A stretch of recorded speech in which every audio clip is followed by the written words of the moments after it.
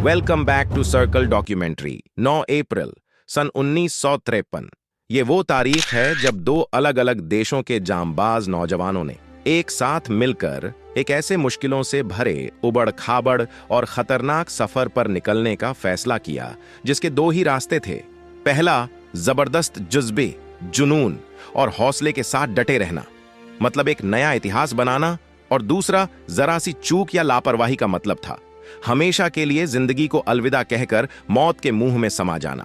तो दोस्तों, इस ऐतिहासिक कहानी में आगे बढ़ते हुए आज हम बात करेंगे दो ऐसे जांबाज नौजवानों की जिनका सामना हर गुजरते दिन न सिर्फ मौत से हुआ बल्कि उसे मात देते हुए उन्होंने अपनी मंजिल को भी हासिल किया और अपने इस यादगार सफर को हमेशा के लिए इतिहास के सुनहरे पन्नों में भी दर्ज करा दिया। ये हिस्ट्री है जोश, जज्बे और जुनून की। ये हिस्ट्री है नेपाल के शर्पा टेंजिंग नोर्गे और न्यूजीलैंड के एडमंड हिलरी की। ये हिस्ट्री है दुनिया के सबसे ऊंचे पहाड़ माउंट एवरेस्ट की। माउंट एवरेस्ट, जिसे फतेह करने की शुरुआत यूं तो 19th सेंचुरी में ही हो चुकी थी और दुनिया के कई देशों के लोगों ने अलग अलग समय पर इसकी चोटी पर पहुंचने की कोशिशें भी की, लेकिन इसकी चोटी पर पहुंचना तो दूर, इस पर चढ़ना भी बहुत जोखिम भरा था। कोई मंजिल तक पहुंचने से पहले ही मौत के आगोश में समा गया, तो किसी का हौसला पूरी तरह टूटकर बिखर चुका था। वजह थी ऊबड़ खाबड़ ऊंचे नीचे रास्ते, बड़ी बड़ी खाइयां, कम होती ऑक्सीजन, बर्फीले तूफान, -30 डिग्री टेम्परेचर और टूटती हुई चट्टानें, मानो मौत यहां हर तरफ बाहें फैलाकर तांडव कर रही हो। जरा सी चूक और इंसान खत्म। और यही वजह थी कि मिशन एवरेस्ट को पूरा करते हुए बहुत से लोगों ने हादसे का शिकार होकर अपनी जानें गंवा दी।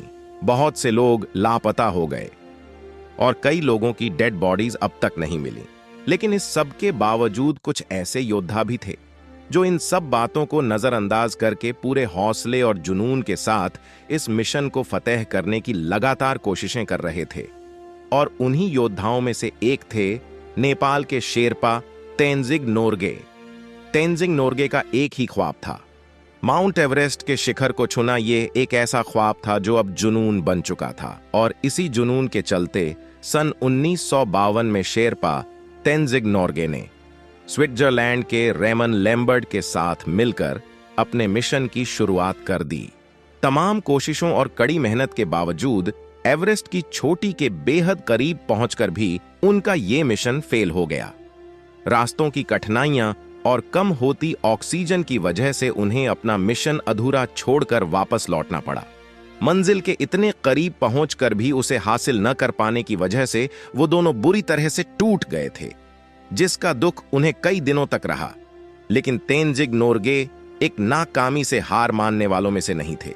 उन्होंने एक बार फिर से अपने हौसले और जुनून का इम्तिहान लिया और 1 साल बाद सन 1953 को न्यूजीलैंड के एडमंड हिलेरी और 8 और लोगों के साथ मिलकर अपनी एक नई टीम बनाकर 9 अप्रैल 1953 को दोबारा अपने मिशन पर निकल गए। बर्फीली ठंडी हवाएं, जमा देने वाला माइनस टेम्परेचर और टूटते पहाड़ों को नजरअंदाज करते हुए तेंजिंग और हिलेरी की टीम अपनी मंजिल की तरफ बढ़ती रही। जब थक जाते तो कैंप बनाकर आराम कर लेते और फिर अपने रास्ते पर चल पड़ते। तकरीबन आधे से ज्यादा रास्ता तय करने के बाद एक बड़ा हादसा होते होते बचा, जिसका खुलासा खुद एडमंड हिलेरी ने किया था कि जब वो एक बर्फीली दरार को पार कर रहे थे तो पैर स्लिप होने की वजह से वो उसके बीचों बीच फंस गए थे और दरार धीरे धीरे टूट रही थी।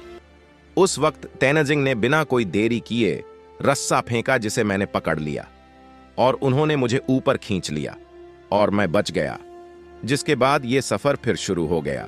तेंजिंग और एडमंड अपनी टीम के साथ धीरे धीरे अपनी मंजिल की तरफ बढ़ रहे थे, लेकिन इनकी टीम से अलग एक टीम और भी थी जिसके लीडर चार्ल्स इवांस थे और वो तेंजिंग की टीम से बहुत आगे थे, या यूं कहें कि एवरेस्ट की चोटी से बहुत नजदीक थे। अब रूल्स के मुताबिक चोटी पर पहुंचने का पहला मौका इवांस की टीम को मिला। अगर इवांस की टीम किसी वजह से चोटी पर पहुंचने में नाकाम रहती या फिर वहां पहुंचकर वापस आ जाती तो उसके बाद ही तेंजिंग की टीम को मौका मिलता। माउंट एवरेस्ट के शिखर पर पहुंचने का ये आखिरी पड़ाव था जो सबसे ज्यादा खतरनाक और दुश्वारियों से भरा था। ये वो रास्ता था जहां कई लोगों ने अपनी जानें गंवा दी थीं और कई लोगों का ऑक्सीजन लेवल कम हो गया था। इवांस की टीम इसी रास्ते से आगे बढ़ रही थी, लेकिन ये लोग बुरी तरह से थक चुके थे और माउंट एवरेस्ट की चोटी से महज 300 फीट की दूरी पर थे। जब इनका हौसला पूरी तरह से लड़ खड़ा गया था, उनमें अब एक कदम भी ऊपर की तरफ बढ़ाने की हिम्मत नहीं बची थी और वो एवरेस्ट की छोटी से महज 300 फीट की दूरी से वापस लौट गए। यहां यह कहना भी गलत ना होगा कि किस्मत अब इतिहास रचने का मौका तेंजिंग और एडमंड को देना चाहती थी, जो न सिर्फ उन्हें मिला बल्कि उन दोनों ने अपने सपनों को भी साकार कर दिखाया। बहरहाल, इवांस की टीम के वापस लौटते ही अब तेंजिंग और हिलैरी की टीम को चोटी पर पहुंचने के लिए अपना सफर शुरू करना था और फिर अगले ही दिन उन्होंने अपना सफर शुरू करते हुए एवरेस्ट के शिखर की तरफ अपने कदम बढ़ा दिए। -27 डिग्री सेल्सियस टेम्परेचर, यानी हार्ड कपा देने और बर्फ जमा देने वाली ठंड, हालात बेहद नाजुक थे।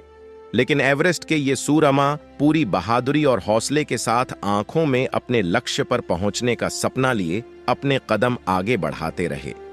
जबरदस्त थकान, कम होती ऑक्सीजन, यहां तक कि तेंजिंग और एडमंड को एक एक कदम आगे बढ़ाना बहुत भारी लग रहा था। उन्हें अब सांस लेने में भी दिक्कत हो रही थी।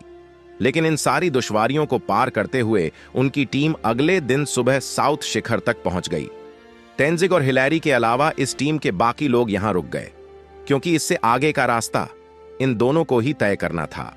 और यहां से कुछ घंटों का सफर तय करते हुए वो वक्त भी आ गया जब 29 मई सन 1953 को 11:30 पर शेरपा तेंजिंग नोरगे और एडमंड हिलेरी का नाम इतिहास के सुनहरे पन्नों में दर्ज हो गया। वो दुनिया के सबसे ऊंचे पहाड़ की छोटी 29,035 फीट यानी 8,850 मीटर की ऊंचाई पर पहुंचे तो खुशी से झूम उठे। चेहरे पर मुस्कुराहट और आंखों में खुशी के आंसू लिए दोनों ने एक दूसरे को देखा। हिलैरी ने अपना हाथ मिलाने के लिए जैसे ही आगे बढ़ाया तो तेंजिंग ने खुशी में उन्हें गले लगा लिया।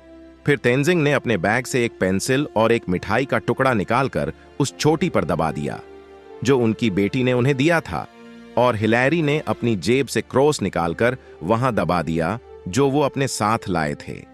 अपने अपने देशों का झंडा लगाने के बाद वो करीब 15 मिनट उस चोटी पर रुके और फिर एक नए इतिहास की सौगात और इस सफर की अनगिनत यादें लेकर वो दोनों वापस अपने अपने घरों के लिए निकल गए, अपनी जान को हथेली पर रखकर 8,848 फीट की ऊंचाई को पैदल पार करते हुए।